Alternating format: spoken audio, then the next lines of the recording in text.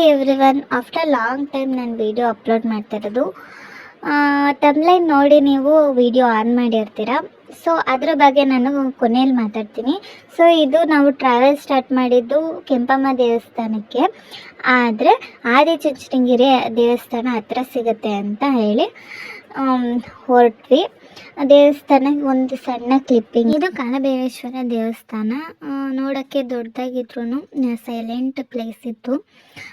ನನಗೆ ಅಷ್ಟಾಗಿ ಟ್ರಾವೆಲ್ ಮಾಡೋಕ್ಕೆ ಇಷ್ಟ ಆಗಲ್ಲ, ಪ್ಲೇಸ್ ನೋಡಬೇಕು ಆ ಥರ ಅಷ್ಟು ಇಂಟ್ರೆಸ್ಟ್ ಇರೋಲ್ಲ. ಆದರೆ ದೇವಸ್ಥಾನಗಳನ್ನ ನೋಡಬೇಕು ಅನ್ನೋದು ನನಗೆ ತುಂಬ ಇಷ್ಟ.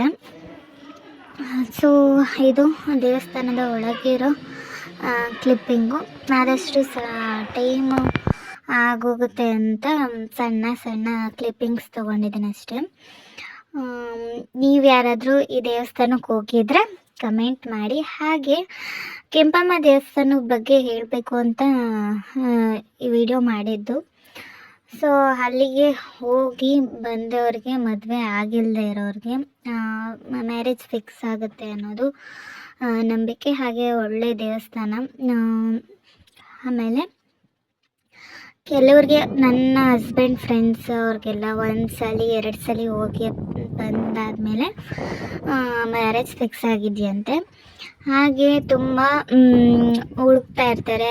ಅವ್ರಿಗೆ ಮ್ಯಾರೇಜ್ ಫಿಕ್ಸ್ ಆಗಿಲ್ಲ ಅಂದರೆ ಈ ದೇವಸ್ಥಾನಕ್ಕೆ ಹೋಗಿ ಅಂತ ಹೇಳ್ತೀನಿ.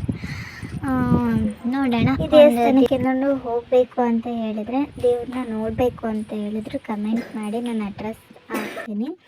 ಹಾಗೆ ಇದು ಚಿಕ್ಕ ಗುಡಿ ಥರ ಇರುತ್ತೆ. ಈಗ ಎಲ್ಲ ಕಟ್ತಾ ಇದ್ದಾರೆ ದೇವಸ್ಥಾನದ ಥರ. ನನ್ನ ಹಸ್ಬೆಂಡು ಕೆಲಸ ಆಗಬೇಕು, ಹಾಗೆ ಮ್ಯಾರೇಜ್ ಫಿಕ್ಸ್ ಆಗಬೇಕು ಅಂತ ದೇವಸ್ಥಾನಕ್ಕೆ ಹೋಗಿದ್ದಂತೆ. ಸೊ ಅದೆರಡು ಆಗಿದೆ ಕೂಡ.